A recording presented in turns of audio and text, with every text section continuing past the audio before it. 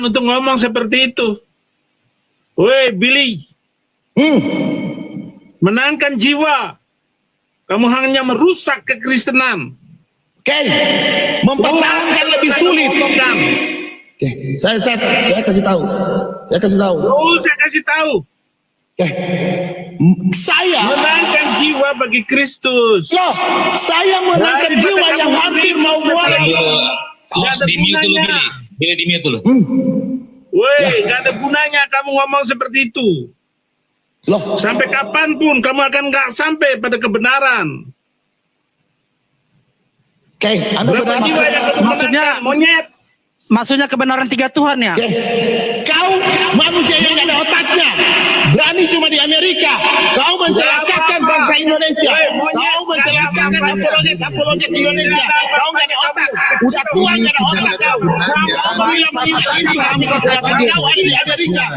Kalau kau berani monyet di Indonesia, kau menghujat saja.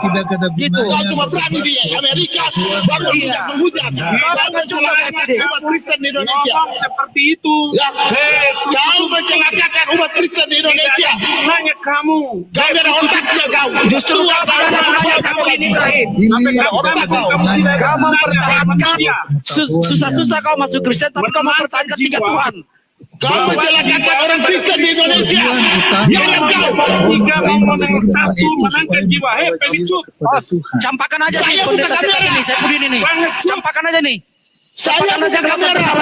Saya tetap membela Tuhan Yesus di depan Islam. Saya bela. Saya nggak lari seperti kau. Pengecut kau. Kalau ada aja nih pendeta sesat ini kayak Palung Mariana. Kau pengecut. Saya membela Tuhan Yesus di depan orang Islam tanpa lari-lari seperti kau. Kau pengecut. Saudara-saudara. Apa kau? Jangan pencitraan. Saya Pudin, kau jangan cari-cari nama kau di sini ya. Kau mempertahankan 3 Tuhan ya? Jauh-jauh kau ke Amerika kau mempertahankan 3 Tuhan kau ya? Tuhan kita itu tidak sempurna. Tidak ada menangkan jiwa. Jiwa Hah? Justru jiwa berlarian gara-gara kau. Pengecut yang lari di Amerika. Pengecut yang lari di Amerika. Saya nggak lari. Mau dihukum aja. Saya nggak lari. Tapi kita lebih pintar dari saya. Baru kali inilah ada kayak gini. tidak sempurna. Keluar dari lubang buaya masuk ke lubang singa. Kau lah manusianya. Semua orang Yesus masuk penjara karena cukup. Paulus masuk penjara karena membawa nama Yesus. Cukup Roma, kamu tidak berarti apa-apa Roma, kamu kecil Roma. Assalamualaikum warahmatullahi wabarakatuh. Berjumpa lagi dengan kisah HMC ya, kisah-kisah yang menginspirasi dan menguatkan iman.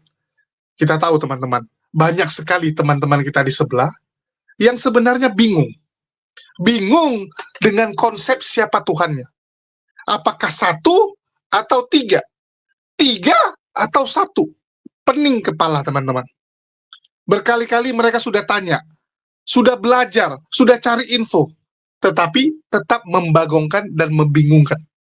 Jangankan jemaat biasa, yang kelas pemuka agamanya saja masih bingung sampai hari ini. Masih cakar-cakaran sampai hari ini. Masih bisa berubah-berubah. Hari ini 3, besok jadi 1, besok lagi jadi 1 yang 3. Ini apa-apaan kan begitu.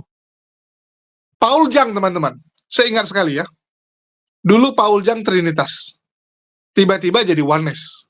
Setelah diskusi dengan Samuel Siaan. Terus setelah berdebat lama kemudian, berubah lagi. Bukan 3, bukan 1. Suka-suka dia terakhirnya. Dia bilang, udah, nggak usah diurusin. Yang penting kita punya Tuhan. Nah, kan kacau. Kalau sudah yang penting, ya sudah pakai modal bilang, oh kita nggak bisa ngerti. Kenapa bisa ada 1, kenapa bisa ada 3. Yang penting kita punya Tuhan. Itu kan menurutmu kamu punya Tuhan. Tuhan itu memang yang menciptakan kita. Tapi kamu mengenal nggak siapa Tuhanmu? Ini yang jadi masalah. Dan terbukti, sampai detik ini, mereka masih mutar-mutar. Masih mutar-mutar. Ada pendeta yang besar, teman-teman. Ya, pendeta yang punya jemaat banyak. Ambil contoh, Michael Gunawan. Dari gereja 1 jam saja, GSJS Surabaya. Punya jemaat puluhan ribu, bayangkan. Sekali khotbah, ribuan orang datang. Kalau buat KKR, puluhan ribu, bahkan bisa sampai ratusan ribu. Jadi sekali kebaktian, ya, ribuan orang. Karena kan jam kebaktiannya ada beberapa kali. Jemaahnya puluhan ribu. Disuruh menjelaskan Trinitas, mutar, salah. Dan itu viral ya.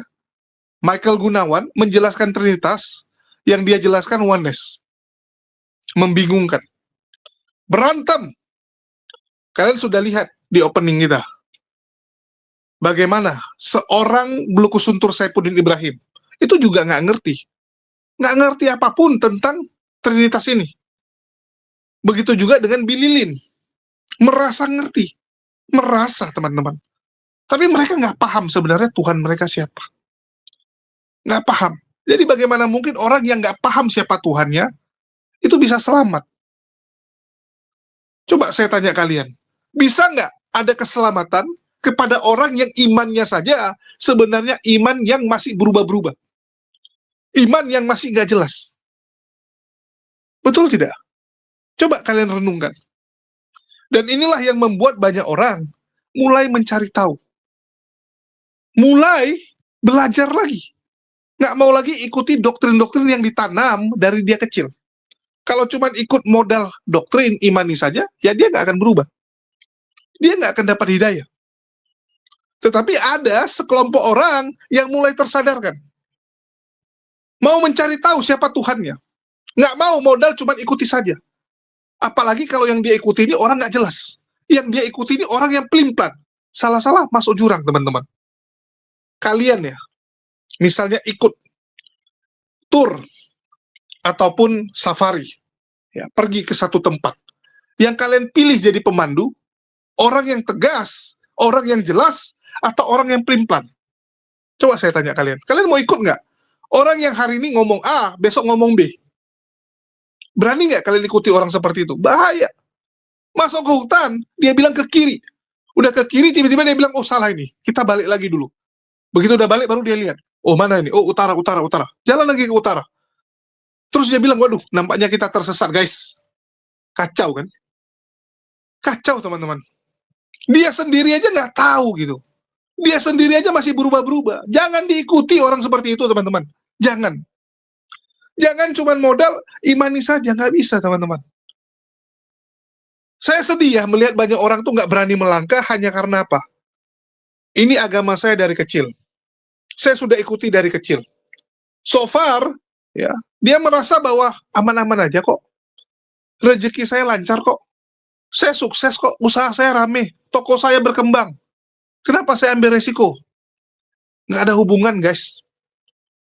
Setiap orang itu dikasih rezeki masing-masing oleh Allah. Mau kamu beriman, ya, mau kamu menyembah Allah atau tidak pun, kamu tetap akan dapat rezeki. Orang ateis sekalipun ada rezekinya. Bahkan penyembah setan sekalipun banyak rezekinya. Betul tidak? Orang yang ikut pesugihan, menyembah tuh kepada roh-roh, menyembah kepada laut dan sebagainya. Ada nggak rezekinya? Ada. Banyak malah. Orang ya pergi pesugihan ke Gunung Kawi, ke gunung mana itu. Tiba-tiba rezekinya banyak, usahanya lancar. Betul tidak? Padahal mereka tahu yang mereka sembah itu apa? Setan. Mereka tahu, teman saya, teman-teman. Tiap tahun, wajib pergi. Tiap tahun. Saya tanya, kalau kamu nggak pergi gimana? Wah gawat, dia bilang. Nanti dicabut. Kamu tahu itu dari setan? Tahu. Tetapi kenapa dilakukan? Karena dia butuh uangnya, teman-teman. Dia butuh uangnya, bayangkan. Jadi kalau bicara rezeki, semua orang ada. Tetapi berani nggak kalian untuk mengambil suatu keputusan untuk akhirat kalian? Bukan untuk hidup kalian sekarang, tapi untuk akhirat kalian. Kalau untuk sekarang, ya mohon maaf, sementara saja, teman-teman. Ngapain kita pertaruhkan yang sementara untuk yang akhirat? Untuk yang kekal. Ya. Dan alhamdulillah inilah yang dialami oleh saudara kita, yaitu Ahmad Rizky, yang sebelumnya bernama Moses.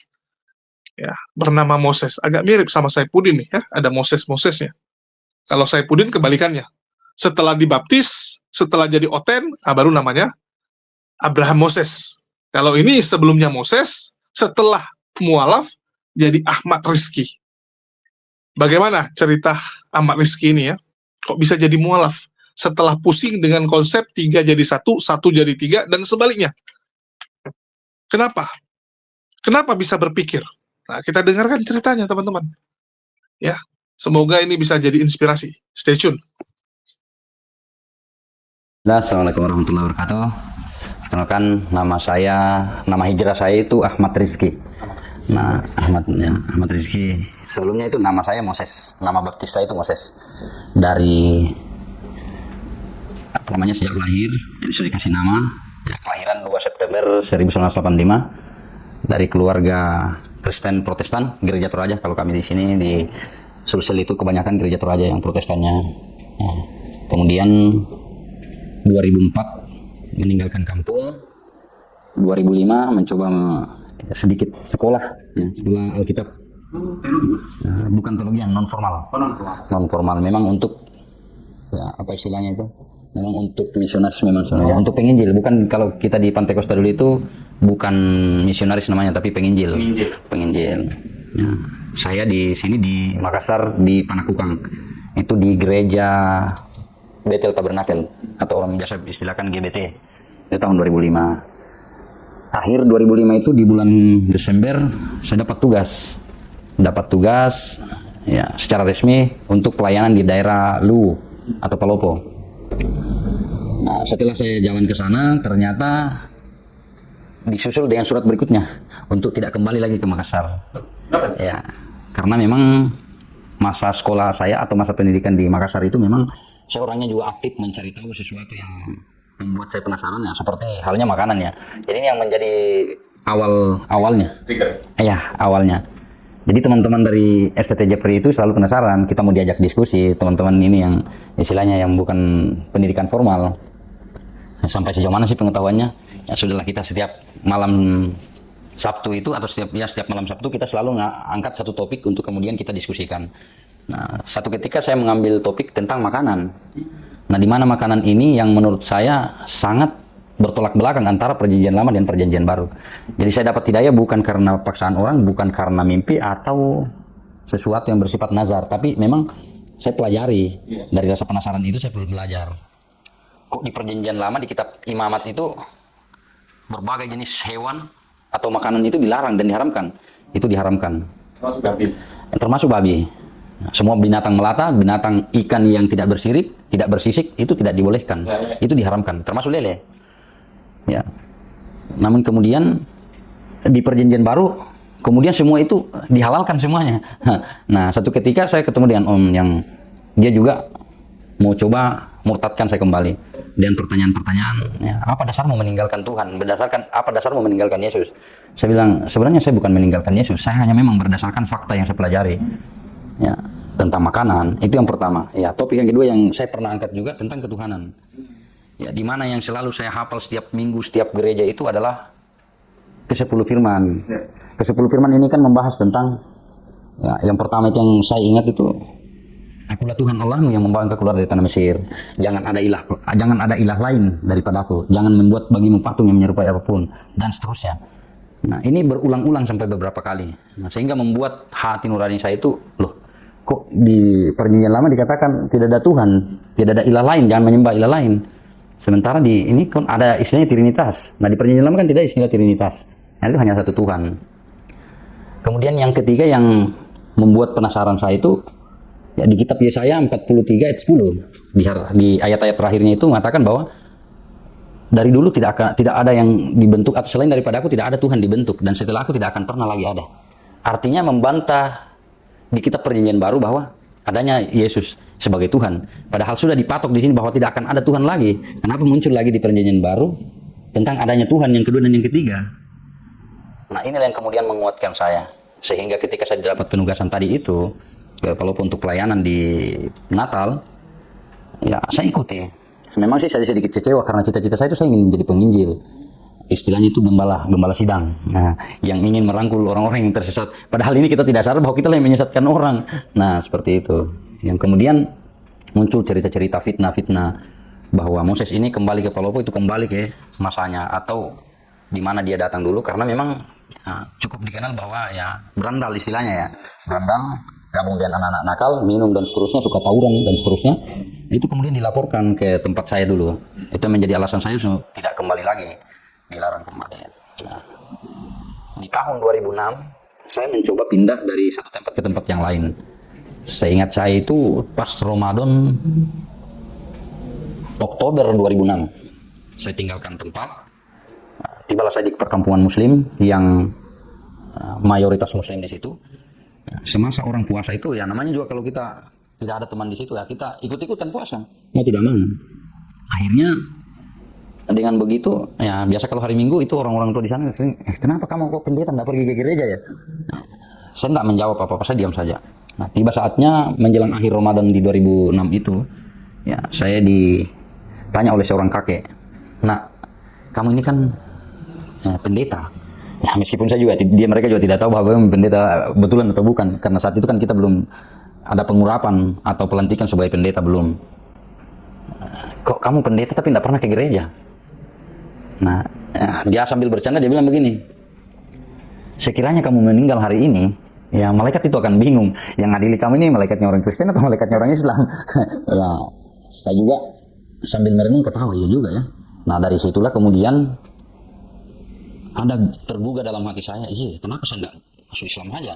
Artinya bukan terpaksa, karena memang sudah hampir setahun itu saya tidak pergi ke gereja atau ibadah apapun, tidak pernah. Tapi Alkitab saya tetap pegang, saya tetap baca. Tapi untuk mengikuti ritual ibadah tidak pernah. Nah, sampailah kemudian mendekati akhir dari Ramadan itu, saya datangi ya Pak Imam desa waktu itu, yang kebetulan dia salah satu orang tua angkat saya. Nah, saya datangi, saya panggil Oher, ya Oher itu sebutan panggilan bapak ya kalau di daerah-daerah kita di Sulsel biasanya. Oher, ini saya mau masuk Islam. Hah? Kaget ya. Kok tiba-tiba pendeta mau masuk Islam? Saya bilang saya sudah mikir-mikir. Akhirnya waktu itu ditanya baik-baik. Nah, kalau kamu mau nikah, bilang aja kalau kamu mau nikah. Tapi jangan sampai gara-gara perempuan kamu mau pindah agama. Jadi saya sampaikan bahwa sedikit pun tidak ada intervensi dari siapapun, tidak ada paksaan, apalagi seorang perempuan. Toh kalau hanya kalau perempuan, ya banyak juga di kalangan-kalangan kita Kristen yang cantik-cantik, yang tidak kalah menarik lah, seksi-seksi dan seterusnya. Itu yang pertama. Yang kedua, besoknya saya datang lagi, karena itu saya merasa masih belum dipercaya. Malam yang ketiga saya datang, masih seperti itu, masih ditanya. Sampai malam yang ketiga, akhirnya orang tua ini, bapak angkat saya ini, dia bilang ya, kalau memang kamu yakin, sebelum kamu syahadat, saya mau sumpah kamu dulu. Ya karena saya merasa yakin, saya bilang, Bapak nggak perlu sumpah saya, Oher nggak perlu sumpah saya akan bersumpah atas diri saya sendiri. Karena saya terlalu yakin dengan ini, saya akan masuk Islam. Oke, akhirnya sudah ada ritual-ritual begitu kayak dimandikan, saya dibawa ke sumur, dikasih mandi apa semua, bahwa hari ini agamamu sudah dibersihkan dari dirimu, tinggal hatimu yang kamu bersihkan. Ya, siap, saya syahadat. Alhamdulillah, besoknya ini masih ada tersisa berapa hari untuk sampai ke Lebaran, Idul Fitri.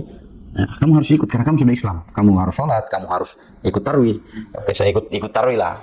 Pas ikut tarawih itu ya namanya di musola itu tidak ada hijabnya antara laki-laki dan perempuan. Saya di baris belakang dengan teman-teman. Ikut. Nah, yang membuat heboh itu karena namanya juga orang belum pernah latihan, ikut-ikut. Oh ini sujud, orang sujud. Ya biasa itu kalau orang sudah kalau 2 rakaat itu sudah tahiyat akhir, saya berdiri untuk lanjut lagi. Wah, heboh, ribut satu ini di belakang sampailah setelah selesai tarawih itu. Ya, betul-betul ribut. Loh, tuh Pak Pendeta kan orang tahu saya pendeta. Meskipun memang belum jadi pendeta waktu itu. Heboh. Kok pendeta pergi tarawih ya? Saya bilang, ya, alhamdulillah saya sudah Islam. Hari ini saya sudah Islam. Ya, mulailah dari situ bermunculan. Nah, ketika itu sampai ke telinga Pak Desa, didatangilah bapak angkat saya ini, kemudian dimarah. Loh, kamu kok Islamkan orang tanpa izin dari kecamatan atau dari KUA dan seterusnya. Saya bilang, saya yang buat surat pernyataan untuk kemudian tidak ada orang yang dituntut dalam hal ini karena memang ini kemauan saya. Jadi sempat didatangi bapak angkat saya itu, diingatkan bahwa ini tidak boleh dilakukan ketika tidak ada izin ataupun penyampaian kepada KUA. Saya bilang tidak apa-apa, ini kemauan saya. Setelah itu mulai melebar berita sampailah kepada keluarga yang kemudian memunculkan ancaman-ancaman. Saya tidak diizinkan pulang kampung. Pokoknya tidak boleh pulang kampung. Kalau kau injakkan kakimu di kampung, artinya kau sudah bahasa kasarnya kau enggak hidup kembali. Nah, waktu itu memang keluarga besar saya itu kebanyakan pendeta dari keluarga mama. Meskipun ada juga sebagian keluarga bapak yang muslim memang. Ya, cuma memang karena harapannya orang tua, harapan orang di kampung yang sebagian besar adalah keluarga dari pendeta itu sangat mengharapkan bahwa kita ini ada lagi kader-kader pendeta yang akan muncul. Namun yang sangat dianggap mencoreng nama baik keluarga ya ketika saya pergi sekolah Alkitab, pulang-pulang kok jadi ustadz. Dan bahkan tidak tanggung-tanggung waktu itu karena saya sempat bergabung di jemaat tabligh, saya pulang dengan pakaian gamis dan surban. Nah, ditambah kaget orang, loh datang ini tiba-tiba ini. Tapi saya penuh ancaman waktu itu. Apa ya? Terbang fisik. Kalau secara fisik, alhamdulillah tidak ada yang menyentuh secara fisik. Nah, yang mengherankan saya ketika itu, waktu saya pulang, itu sampai di bandara, itu karena kebetulan yang pemilik tanah yang dibeli oleh pemerintah jadi bandara itu adalah keluarga juga. Disampaikan, kalau ada Moses tiba di kampung, di bandara, tolong sampaikan, kami akan hadang, kami akan datangi. Tapi satu hal yang sangat ajaib menurut saya, waktu itu, saya pulang, diantar dengan om yang ada di sana yang muslim, satu pun tidak ada orang yang mengenali sampai di rumah bapak. Saya ketemu dengan teman-teman, tak ada yang tegur. Apakah karena memang mereka tahu bahwa saya ini muslim sehingga dia tidak tegur saya, atau memang Allah menutupi mata-mata mereka. Tapi saya sangat yakin ya, sebagaimana yang di dalam surah Yasin itu, ya, bahwa Allah menutupi mata-mata mereka, menutupi pandangan-pandangan mereka, dan saya sangat yakin itu karena saya dengan penuh kepasrahan ketika itu, ya. Om yang dampingi saya ke kampung itu dia bilang ya, kalau memang sudah waktunya kau mati hari ini, artinya kita sudah mati sama-sama. Saya pun demikian, saya ingin menjalin silaturahim dengan orang tua, bukan mau ngapa-ngapain, ya niat saya untuk silaturahim. Ya kalau sudah memang takdir saya mati hari ini, ya apa boleh buat. Alhamdulillah saya kembali, tidak ada orang satupun yang kenal. Tidak ada satupun orang yang tegur kecuali orang tua. Tapi orang tua ketika itu yang cukup menyakitkan juga, ya namanya orang tua. Ya, wah ternyata kamu masih hidup. Artinya memang sudah dianggap bahwa mati dan dianggap hilang dari silsilah kekeluargaan. Dianggap hilang dari silsilah kekeluargaan. Namun upaya-upaya terus saya lakukan silaturahim sampai saat ini. Ya alhamdulillah di tahun 2012 adik saya juga yang perempuan ikut muslim. Padahal dulu awalnya waktu saya muslim, dia lah yang paling keras komentarnya. Tapi alhamdulillah saat ini dia sudah muslim, dia sudah muslimah juga. Tinggal 4 orang adik lagi yang masih ini termasuk orang tua ya. Maka dari itu saya secara pribadi memohon dukungan doa dari saudara-saudaraku yang lain yang muslim supaya ya, kami tetap dikuatkan dalam hidayah ini, termasuk orang tua juga bisa dibukakan hidayah bagi mereka. Dua-duanya termasuk keempat adik saya ini ya, saya masih belum mampu untuk mengarahkan mereka karena memang pada dasarnya kita tidak mampu memberikan hidayah kepada mereka ya, Allah lah yang memberikan hidayah. Berbagai upaya saya sudah lakukan, saya sudah menyampaikan kebaikan-kebaikan Islam, tapi memang ya belum waktunya hidayah mereka terima. Ya. Saya juga harus dengan besar hati tetap bersabar untuk menunggu. Insya Allah saya sangat yakin bahwa Allah tidak akan membiarkan kita dalam kesesatan yang nyata. Tetap dia akan memberikan jalan yang terang bagi kita semua untuk keluarga, baik kepada saudara-saudara yang lain ya, secara emosional maupun yang tidak ada hubungan seperti itu. Ya bang, kita masuk Islam dulu kan benar-benar belajar ya, Iya. Injil ya kan. Betul. Sekarang bilang jadi seorang muslim. Itu bang pernah ada pengalaman berat nggak ketika masa transisi itu bang? Jadi pengalaman berat di masa transisi itu ya hampir sama semua dengan teman-teman yang lainnya. Dikucilkan dari keluarga. Cuma bedanya karena kita ini seorang laki-laki. Artinya memang sudah terbiasa dengan dunia-dunia keras, dunia apa istilahnya dunia premanisme. Jadi kita hidup di luar itu sudah tidak menjadi hal yang asing lagi. Ketika kita diusir ya sudah, saya punya teman di luar. Saya punya jalanan yang saya bisa hidup lah. Saya bisa hidup. Tapi dari segi mental memang terganggu, sangat terganggu ketika kita ditolak di semua keluarga. Seperti itu. Dari agama yang dulunya ibadahnya ringan gitu kan, sekali gitu ya, terus tidak ada kewajiban-kewajiban lain. Ketika memasuki Islam itu banyak syariat yang harus melakukan, Betul. seperti sholat lima waktu tadi ya, Iya. sholat sunnah dan kewajiban-kewajiban lainnya. Itu bagaimana bang cara membiasakannya? Dari kalau anak kecil kan dari kecil tuh dibiasakan. Iya. Nah abang ini kan udah dewasa, bahkan udah udah dewasa gitu ya. Iya. Lalu jelas mengikuti syariat yang mungkin abang juga melihat, wah ini kok banyak banget. Gimana perasaannya bang? Terus beratnya sih waktu itu? Jadi awal-awal itu sebenarnya kalau dibilang berat, apa ya, gampang-gampang susah ya. Karena kalau dibilang berat juga tidak, karena memang kita sudah punya komitmen. Kenapa harus meninggalkan ini, masuk ke sini? Karena memang kita sudah yakin bahwa saya tidak akan mendapatkan kebaikan di sini. Nah, hanya saja kalau yang beratnya yang saya bilang bahwa ya kita harus membiasakan. Nah, di waktu-waktu masa keislaman saya di tahun 2006 perjalanan sampai ke 2010 itu sempat juga terganggu masalah ibadah. Ya karena memang lingkungan yang kurang pas. Ya, teman-teman yang nyaris tidak ada yang sholat 5 waktu juga. Karena pada muslim semua.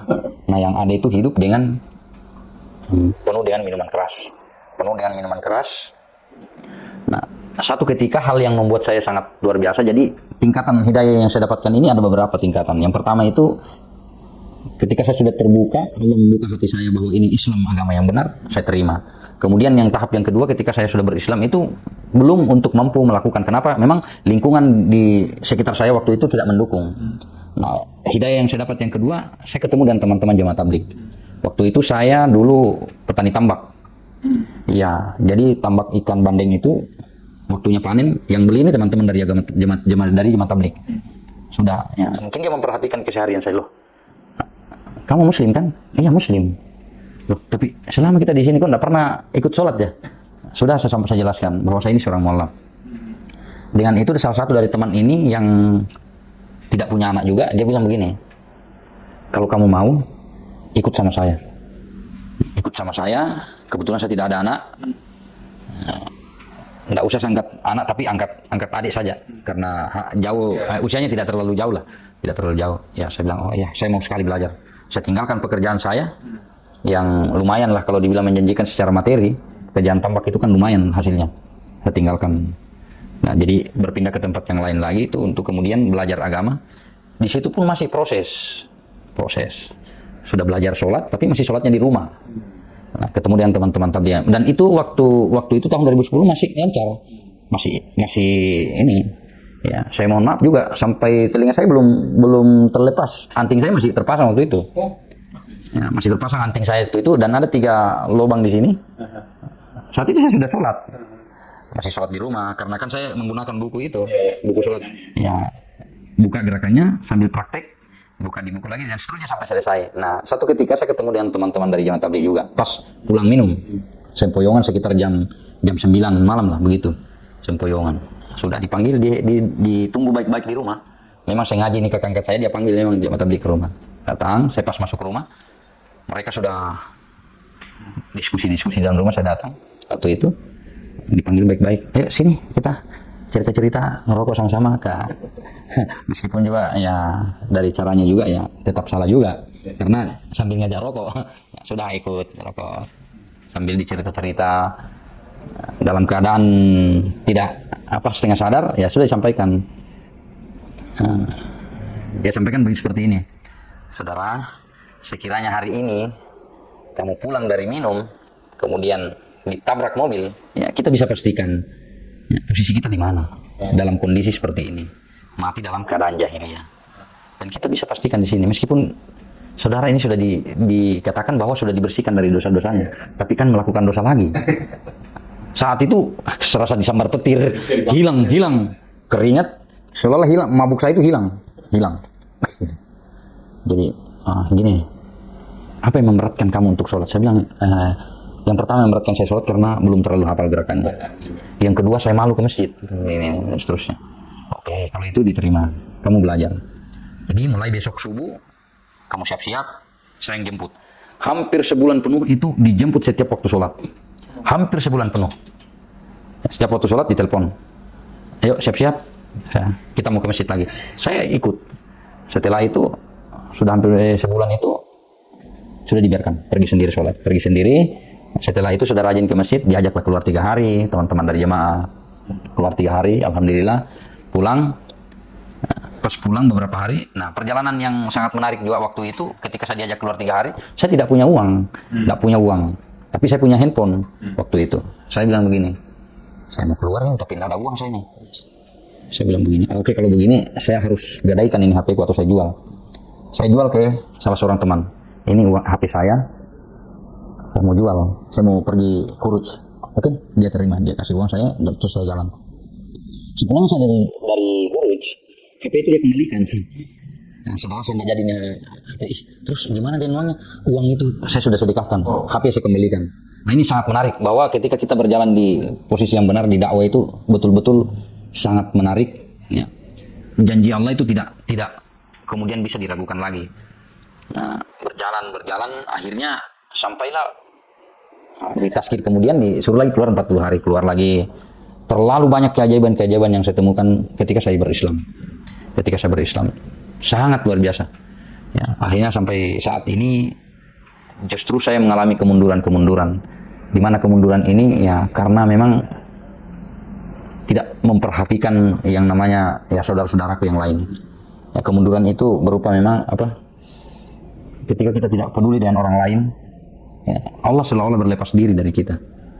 Nah, inilah yang kemudian ingin saya pesankan kepada saudara-saudaraku yang lain, bahwa ketika kita masih punya hati nurani untuk peduli kepada saudara kita yang belum mengenal hidayah, maka Allah juga tidak akan memperhatikan kita. Tapi ketika kita peduli sama mereka dan rasa kasihan kita bukan kebencian, insya Allah akan membukakan jalan bagi kita. Nah, saat ini juga beberapa hari yang lalu saya sudah bertekad untuk kemudian berhenti dari pekerjaan saya dan fokus di teman-teman di Arimatea, ya, untuk bergabung dalam dakwah kembali. Ahmad Rizky adalah orang yang sudah menggunakan akalnya. Dan kita berharap lewat cerita ini akan menginspirasi banyak orang-orang di luar sana yang masih kebingungan, yang masih plim-plan dalam mengambil keputusan. Udah tahu ini salah, tapi nggak berani melangkah. Dengan alasan, enggak lah, ngambil resiko, bahaya. Takutnya saya pindah Tuhan, resiko. Usaha saya bangkrut, usaha saya sepi. Gimana? Siapa yang tanggung jawab cicilan saya? Siapa yang tanggung jawab angsuran anak saya? Nah, ini yang gawat, teman-teman. Saya banyak ya, ngobrol dengan beberapa teman, alasan mereka tidak berani untuk mualaf, dia bilang beresiko. Anak saya lagi sekolah, tagihan saya banyak, cicilan rumah saya. Kalau sempat dicabut, sempat hilang, ini gimana? Nah, ini sama sebenarnya dengan orang-orang yang ikut pesugihan itu, teman-teman. Mereka tahu itu setan, tapi mereka nggak berani untuk berhenti. Hanya karena alasan apa? Usaha saya nanti bangkrut dong. Sepi dong, gawat. Dia nggak siap untuk kehilangan itu semua. Padahal jelas, teman-teman, ngapain kita memupuk kekayaan di dunia yang sifatnya sementara, yang sifatnya juga bentar aja udah lewat kok. Betul tidak? Kalian bisa rasakan nggak? Kita rasanya baru di awal 2024, tiba-tiba sekarang sudah akhir 2024, sudah mau 2025. Masih teringat jelas sama saya saat saya ya booking tempat untuk All New, teman-teman, untuk malam tahun baru. Dan masih teringat sangat jelas sama saya, teman-teman, kejadian 20 tahun yang lalu saat tsunami Aceh. Ya, ini peringatan 20 tahun tsunami Aceh.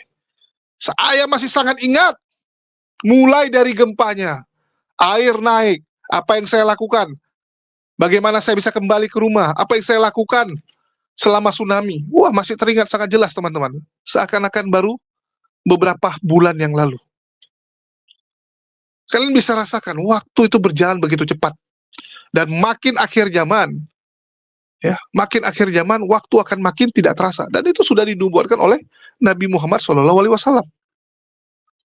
Setahun akan terasa seperti sebulan. Sebulan akan terasa seperti 1 minggu. Ngeri, teman-teman. Jadi kalau kita hanya memupuk, hanya sibuk dengan dunia, merugilah kita. Akan lewat begitu saja. Sekarang apa yang kamu cari? Kalau memang Tuhan kalian udah nggak jelas, udah membingungkan, hanya karena, di tempat saya ada mukjizat, di tempat saya orang sakit bisa sembuh, di tempat saya orang yang susah hidupnya bisa kaya. Apa bedanya dengan dukun? Apa bedanya? Kenapa banyak orang pergi ke dukun? Kenapa dari zaman dahulu yang namanya dukun tidak hilang-hilang? Nggak pernah hilang, teman-teman. Cuman berubah nama, sekarang namanya orang pintar. Tapi itu dukun juga. Dari zaman dulu kan? Coba kalian lihat, ada nggak? Dari zaman dulu tuh dukun. Ada, posisinya penting. Ya. Posisi yang sangat bergengsi, menjadi syaman, menjadi dukun. Kenapa seperti itu? Karena ada orang-orang yang merasa kekayaan dia, kesuksesan dia berasal dari itu. Tetap akan ada orang yang terkecoh. Karena memang cara iblis, ya, cara setan mempengaruhi manusia adalah lewat kekayaan, kesehatan, dan sebagainya. Hal-hal yang bersifat duniawi. Itu yang ditawarkan setan supaya kita tergoda, supaya kita ikut sama dia. Tinggalkan itu, teman-teman. Ya, tinggalkan itu. Dan semoga cerita dari saudara kita, Ahmad Rizky, ya, itu bisa menginspirasi. Bagaimana dia yang sebelumnya adalah misionaris. Misionaris, teman-teman. Akhirnya berani melangkah. Setelah ada hal-hal yang mengganjal dalam dirinya. Yang pertama, masalah makanan. Ya, masalah makanan. Di perjanjian lama, tidak boleh makan babi. Di perjanjian baru, halal semua. Halal semua. Kalau dibilang apa? Semua boleh dimakan. Cuman meja yang tidak dimakan. Semua berkaki 4 dimakan. Kecuali meja. Itu pun karena keras.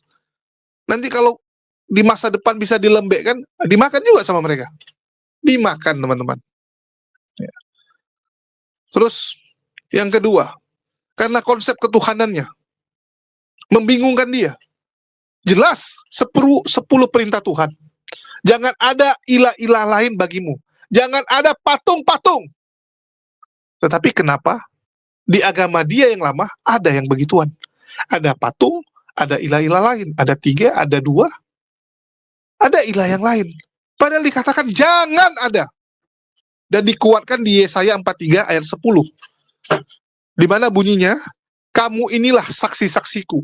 Demikianlah firman Tuhan huruf besar dan hambaku yang telah kupilih supaya kamu tahu dan percaya kepadaku dan mengerti bahwa aku tetap dia. Sebelum aku tidak ada Allah yang dibentuk, dan sesudah aku tidak akan ada lagi. Artinya tidak ada yang sebelum dan sesudah. Tidak berubah. Allah tetap. Tetapi kenapa? Ya, kenapa di PL ya ada yang begini, tetapi di PB berubah total. Ada yang sebelumnya, ada yang setelahnya. Ini membagongkan. Ini membuat orang harusnya berpikir, ini sama atau tidak? Ini agama yang sama atau tidak? Kalau kita melihat perjanjian lama itu kan dari tanaknya Yahudi. Sedangkan perjanjian baru itu tulisan bapak-bapak, ya, para pendiri kekristenan, dan juga orang-orang yang mereka asumsikan sebagai murid-murid langsung Yesus. Walaupun sampai detik ini tidak ada bukti siapa penulis 4 gospel. Ya. Markus, Matius, Lukas, Yohanes. Siapa penulisnya? Sampai detik ini tidak ditemukan bukti bahwa mereka adalah murid langsung dari Yesus yang menulis. Kalau cuma comot nama, semua orang bisa. Ya. Kita bisa buat. Kamu mau bikin buku kamu tuh siapa judulnya? Jadi teman-teman coba direnungkan. Saya rasa banyak teman-teman Kristen di luar sana juga yang berpikir, ini Tuhan di perjanjian lama Kak baru kok beda banget. Beda banget. Bahkan Marcion mengatakan apa?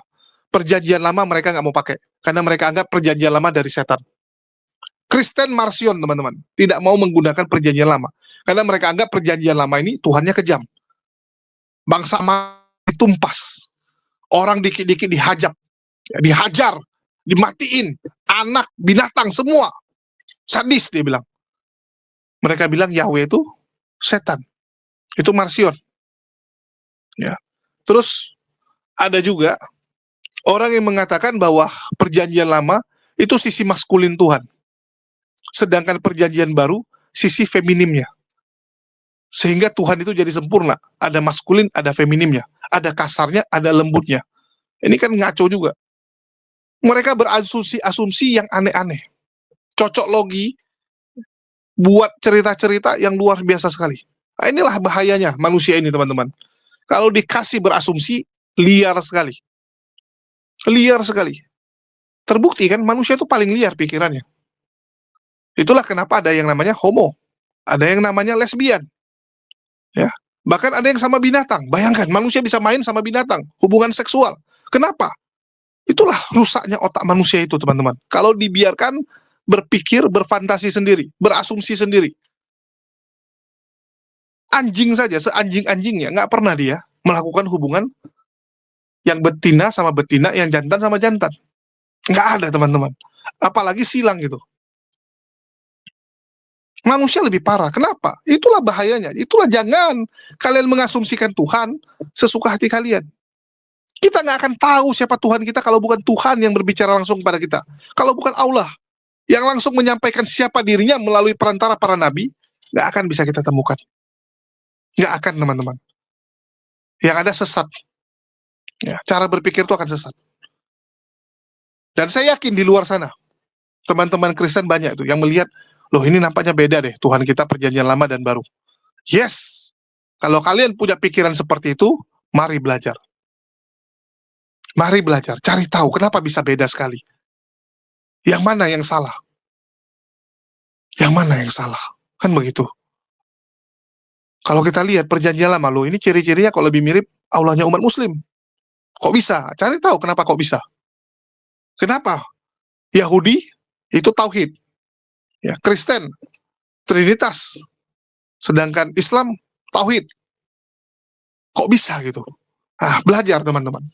Belajar, informasi sudah banyak, dan kalau mau belajar sama saya juga bisa. Kita di tahun 2025 akan buka kelas. Ya, kita akan buka kelas seperti Kodondi lah. Kita akan buka praktek untuk mengajari teman-teman yang penasaran, yang ingin mencari tahu kebenaran.